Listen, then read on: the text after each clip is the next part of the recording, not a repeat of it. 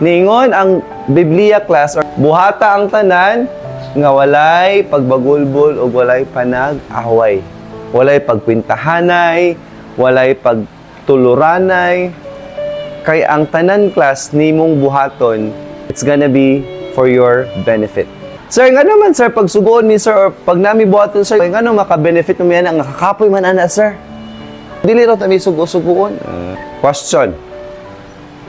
Kung ang imong cellphone class, gamit kayo na nimo niya, if maguba na class, unsaon nimo na imo na ilabay? Ipa? Ayo. Nga namang imong ipayo, it's because gamit man siya. Magamit man siya nimo class. So pasabot ana class, kung magamit ka class, ang Ginoo class, mooy mag-akatar or mag-ayo nimo. Kung ikaw nagbuhat ka class nga, wala kay pagbagulbol, ang Ginoo pud class magatag po nimo og kusog. Ikaduha class. For your reward. For example, kung katanom karon class og liso sa mangga. Pag sige nimo na siya buuan, akataran matag adlaw class, mutubo man na siya, di ba? Pag tubuan na niya class, mo gawas na yung mga dahon. Pag gawas yung mga dahon class until such time nga mamunga siya.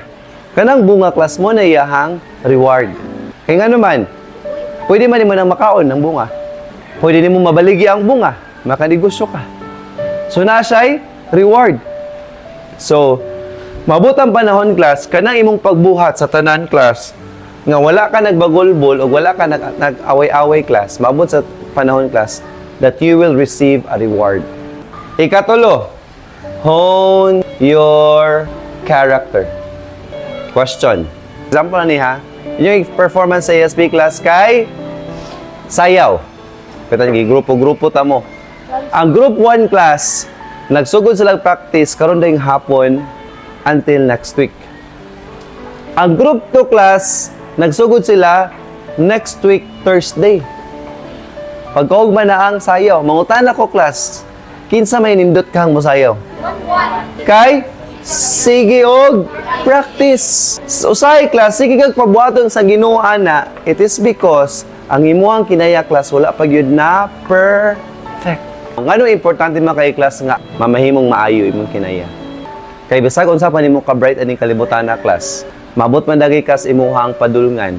Pero kung imong kinaya class bati, sultihan tikaw, kanang imong mga pangandoy class maguba ra gyapon na.